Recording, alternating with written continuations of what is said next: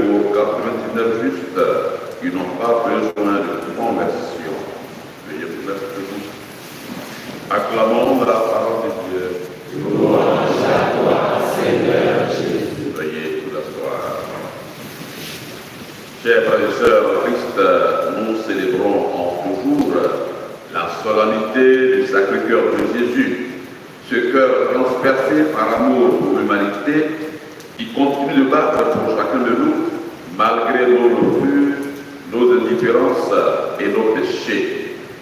Le cœur est dans toutes les cultures le symbole de l'amour et dans la tradition chrétienne, il est le lieu de la miséricorde.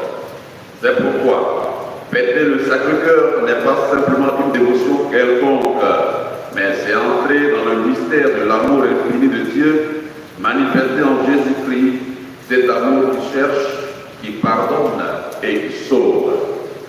L'évangile de ce jour nous montre le berger qui laisse 99 brebis pour aller à la recherche de la brebis, la seule qui s'est égarée. Cette parabole est le reflet du cœur de Jésus, toujours en mouvement vers celui qui s'éloigne, le pécheur, l'exclut. Jésus ne se contente pas de veiller seulement sur les bons, c'est-à-dire ceux qui sont déjà proches.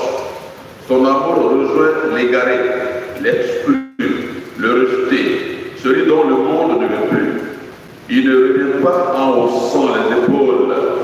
Il porte la brebis perdue sur ses épaules et lui fait la fête. Le cœur de Jésus est un cœur miséricordieux. C'est pourquoi Saint Bonaventure lecture nous rappelle que ce n'est parce que nous étions bons que Dieu nous a aimés. C'est parce qu'il nous aime que nous devenons bons. Frères et sœurs, la fête du Sacré-Cœur ne doit pas rester extérieure. Elle nous invite à un double mouvement. D'abord, laisser Jésus toucher notre cœur, le libérer, le convertir et le guérir. Ensuite, avoir le cœur de Christ pour les autres, c'est-à-dire aimer comme Jésus aime, pardonner comme Jésus pardonne et tout donner comme Jésus donne tout. Dans notre monde agité et souvent déshumanisé, beaucoup cherchent un lieu de paix, un refuge, une consolation durable, un repos véritable. Combien parmi nous ont connu les blessures de la vie, les trahisons, les rejets, les deuils, les humiliations? Le cœur de Jésus reste ouvert comme une porte de miséricorde, une source où chacun peut boire sans peur, sans honte et sans condition aucune. Prions. Seigneur, donne-nous un cœur doux et humble comme le tien. Donne-nous un cœur plein de charité comme le tien. Donne-nous un cœur ouvert à tous comme le tien. Donne-nous un cœur libre de l'orgueil et du jugement comme le tien. Que la Vierge Marie, celle qui a su garder toutes ces choses dans son cœur immaculé, nous accompagne dans cette transformation intérieure.